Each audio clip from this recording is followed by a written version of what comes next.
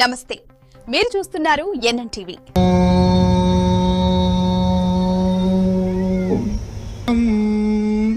కంసచాణూరమర్దనం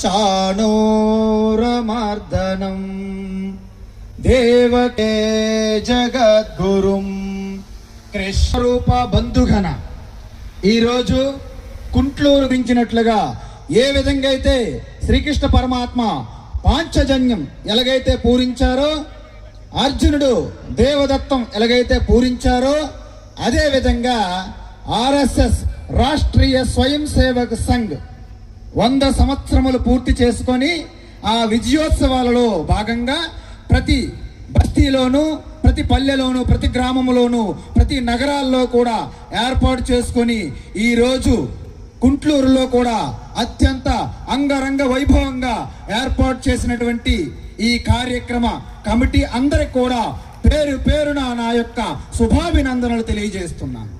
ముఖ్యంగా ఈ కార్యక్రమానికి అధ్యక్షుడు మన హరీష్ రెడ్డి గారు, అదేవిధంగా రాజేందర్ రెడ్డి గారు, అదేవిధంగా చాలా మంది అమ్మలు అక్కలు అందరూ కూడా దీంట్లో ఒక యజ్ఞం. ఇది అంటే మనం ఒక పెళ్ళి అయినా, ఒక ఇల్లు కట్టినా, ఒక పండగ చేసుకున్నా మనం ఎంత కష్టపడాలి. అలాంటిది ఈరోజు కుంట్లూరులో ఉన్నటువంటి జిల్లా పరిషత్ ఈ యొక్క గ్రౌండ్లో ఏర్పాటు చేసినటువంటి ఇంత పెద్ద కార్యక్రమానికి మీరు ఎన్ని రోజుల నుండి శ్రమించారనేది మనకు స్పష్టంగా అర్థమవుతుంది. కాబట్టి మీ శ్రమకి ఆ శ్రీరామ రక్ష ఎల్లవేళలా ఉండాలని నేను ఆకాంక్షిస్తూ ప్రార్థిస్తున్నాను. అయితే ఇప్పుడు నాకంటే ముందుగా అద్భుతమైనటువంటి ఆ నృత్య ప్రదర్శన చేసినటువంటి చిన్నారులందరికీ కూడా నా శుభాభినందనలు. అదేవిధంగా ఇంతకు ముందు మాట్లాడినటువంటి మహిళా వక్తగా అయినటువంటి పుష్ప గారికి కూడా నా యొక్క శుభాభినందనలు.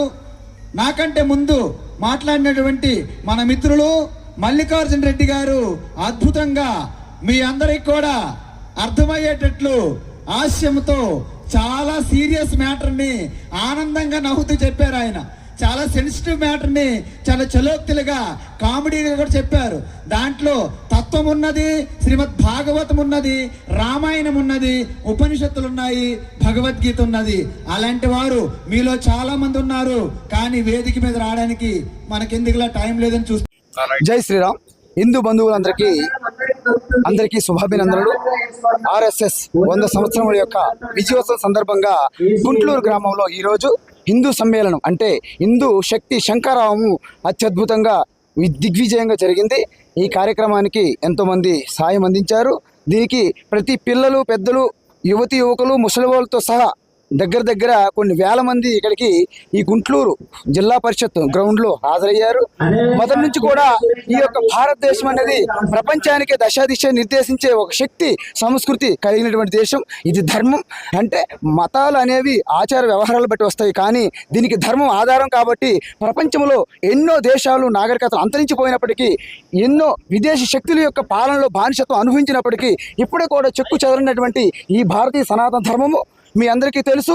విదేశీ శక్తులు వచ్చి ఆ యొక్క సోమనాథ్ అయితేనేమి, అయోధ్య రాముడి మందిరం అయితేనేమి కూల్చేసి బాబ్రీ మసీదులు అలాంటి కట్టినప్పటికీ ఇప్పుడు కూడా మళ్ళీ దిగ్విజయంగా అక్కడ అయోధ్య రామ మందిరం అయితేనేమి, అక్కడ సోమనాథ మందిరం అయితేనేమి విరాజిల్లుతున్నాయి. కానీ దీని కూల్చివేతకి కారణమైన దుండగులు ఆ భూమిలో కలిసిపోయారు.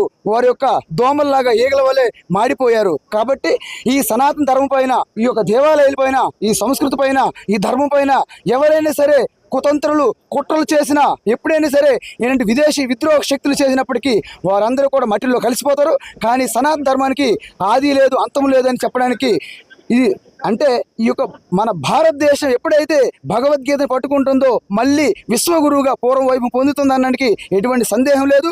అందువలన భారతదేశం మళ్ళీ విశ్వగురువుగా పూర్వ వైపు పొందాలంటే భగవద్గీతని నిరంతరం ప్రతి ఇంట్లో చదువుకోవాలి. ఇప్పుడు ఈ భారతదేశం, ఈ భూమిలో ఉన్నటువంటి ప్రతి ఒక్కరు హిందువులే. ఈ భారతదేశంలో ఉన్నటువంటి ప్రతి ఒక్కరు భారతీయుడే. అంటే భారతదేశం అనే తల్లి మనకి వందే మాతరం అనేది అప్పుడు మన అందరికీ తెలుసు. అది 4 పాదములుగా ఉన్నటువంటి వందే మాతరాన్ని 2 పాదాలకే పరిమితం చేశారు. ఎందుకంటే దానిలో ఉన్నటువంటి ఆ శక్తి ఆవాహనాన్ని పక్కన పెట్టారు. అదే ఈరోజు మనకు ఆర్ఎస్ఎస్ అనేది భారతమాత ఆరాధనగా ఆ యొక్క మరి రెండో పాదాలు కూడా తీసుకొచ్చి పూర్తి స్థాయిలో వందే మాతరం గీతం కూడా ఇక్కడ ఆలపించడం జరిగింది. అందువలన ఇక్కడ చిన్నారులు కూడా అత్యద్భుతంగా రామచరిత్రను కూడాను నృత్య రూపం చూపెట్టారు.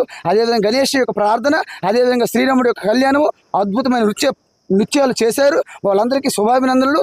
ఇదే విధంగా భారతదేశం అనేది ఈ మతాలు కులాలు పక్కన పెట్టి మనంతా హిందువులము, మనంతా భారతీయులము ఎప్పుడైతే మన సంఘటన చేస్తామో మన విశ్వంలో అత్యంత శక్తివంతులు అవుతాము. కాబట్టి ప్రపంచానికి భారతదేశం నా దేశం అనే భావన కలగాలి తప్ప ఈ మతాలు విశ్వాసాలు పడిపోయి మనలో మనమే తన్నులాట్లు గుద్దులాట్లు ఈ కుట్రలు కుతాంతరాలు చేసి ఈ జిహాదులు ఈ యొక్క మతాలు మార్పులు ఏవైతే ఉన్నాయో అది చాలా ప్రమాదము. ఎందుకంటే కన్వర్షన్ అనేది వైలెన్స్ కారణమవుతుంది. ఎప్పుడైతే ఒకడు మతం మారాడో ఒక దేశానికి శత్రువుగా మారిపోతానో తెలుసో తెలియక. కాబట్టి మత మార్పు చేయకండి. మనందరం భారతీయులము, మనంత హిందువులము. కాబట్టి భారత్ మాతాకి జై. ఇక్కడ మన పూర్వీకుడు రాముడు మనకు ఆదర్శం. కాబట్టి జై శ్రీరామ మండలంలో ఏ మతమైనా సరే ఎటువంటి ప్రాబ్లం లేదు. కాబట్టి శ్రీరామచంద్రుడు మనకు ఆదర్శము, మన పూర్వీకుడు. భారత మాత మనకు ఆరాధ్య దైవము. అన్ని దేవీ దేవతల ఆరాధన కూడా భారత మాతలోనే సమ్మిళితమవుతాయి. కాబట్టి భారత మాతాకి జై అని ఆ యొక్క జై శ్రీరామ నినాదంతో ముందుకెళ్ళి ఆ యొక్క ఆర్ఎస్ఎస్ సాధించిన విజయాలు ఒకసారి చెప్పుకున్నాము. ఇప్పటి వరకు మనం ఇంకా ఏమి చేయాలి, పంచ పరివర్తన కార్యక్రమాలు చెప్తూ సామాజిక సమరసత, అదేవిధంగా పర్యావరణము, అదేవిధంగా స్వదేశీ ఆ యొక్క భావన, భాష అయితేనేమి, ఉత్పత్తులు అయితేనేమి, అదేవిధంగా పౌర విధులు, మనకి రెస్పాన్సిబిలిటీస్ ఉండాలి హక్కులతో పాటు. అదేవిధంగా కుటుంబ ప్రబోధనం అనే పంచ పరివర్తన కూడాను చేసినప్పుడే ప్రపంచంలో మనము అన్ని రంగాల్లో కూడాను ఉన్నత స్థితిలో అభివృద్ధి పదంలోకి వెళ్తామని తెలియజేస్తూ జై శ్రీరామ్.